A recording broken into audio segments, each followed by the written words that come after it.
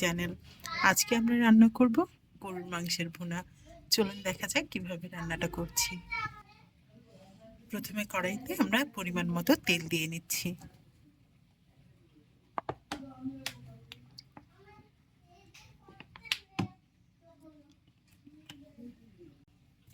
এবার দিয়ে দিব পেঁয়াজ।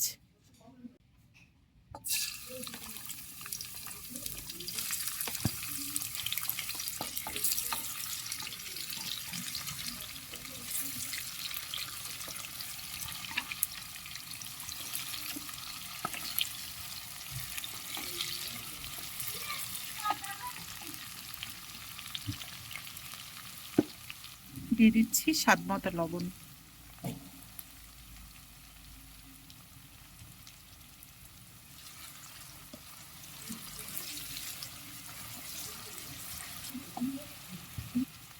পেঁয়াজটাকে কিছুক্ষণ ভেজে নিয়ে এবার দিয়ে দিব পরিমাণ মতো আদা বাটা, রসুন বাটা, গরম মশলা এবং জিরা একসাথে বেটে নেওয়া।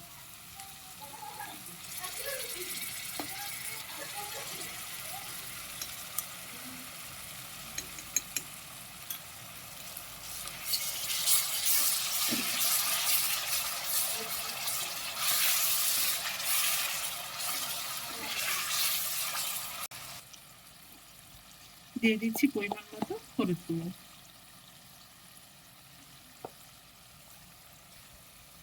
দিয়ে দিচ্ছি পরিমাণ মতো ঝালের গুঁড়ো। ঝাল এখানে যে যেমন খান তেমন দিতে পারেন। আমরা যেহেতু একটু কম খাই তাই 2 চামচ থেকে একটু বেশি দিলাম। এবার দিয়ে দিব 1 চামচ ধনে গুঁড়ো।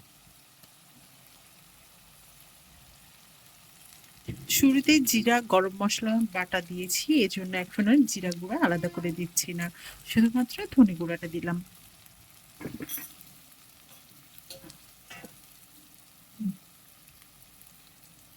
এবার সামান্য পানি দিয়ে মশলাটা ভালোভাবে কষিয়ে নেব।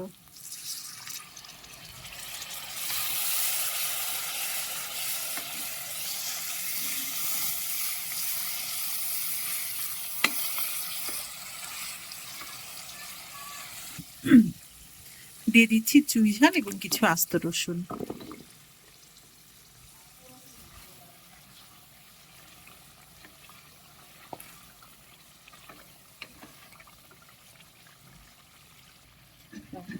মশলাটা আমার ভালোভাবে কষানো হয়ে গিয়েছে। এখন আমি দিয়ে দিব এখানে গরুর মাংস। মাংসটাকে আমি হাফ কাপ পানি দিয়ে 2টি সিটি দিয়ে নিয়েছি প্রেসার কুকারে, যাতে করে একটু সিদ্ধ হয়ে যায় তাড়াতাড়ি। এবার মাংসটা আমি ঢেলে দেব।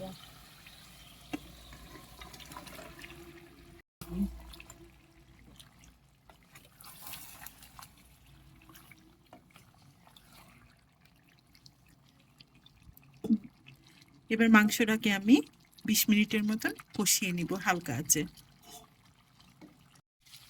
ফিরে এলাম 15 মিনিট পর। এখন আমি কিছুক্ষণের জন্য মাংসটাকে আবার নেড়ে দিব।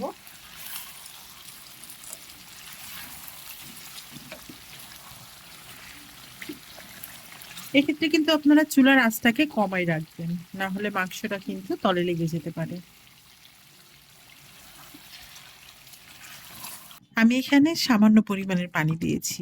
এই পানিটাকে দিয়ে আমি আবারও 15 মিনিট কষিয়ে নেব ভালোভাবে। ফিরে আসছি 15 মিনিট পর। দেখতে পাচ্ছেন মাংসটার লুক কেমন এসেছে। আমি 20 মিনিট ধরে কষানোর পরে এখন সামান্য ঝোলের পানি দিয়ে দিব। সামান্য পানি অ্যাড করে দিচ্ছি।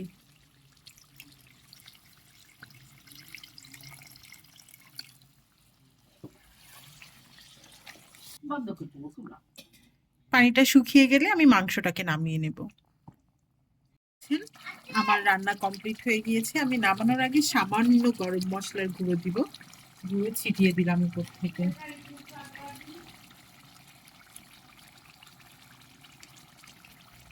এবার আমি চুলাটাকে অফ করে দেব।